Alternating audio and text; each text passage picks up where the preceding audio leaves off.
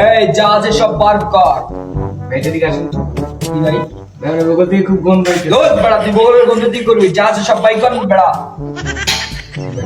আর কি আছে বাই কর।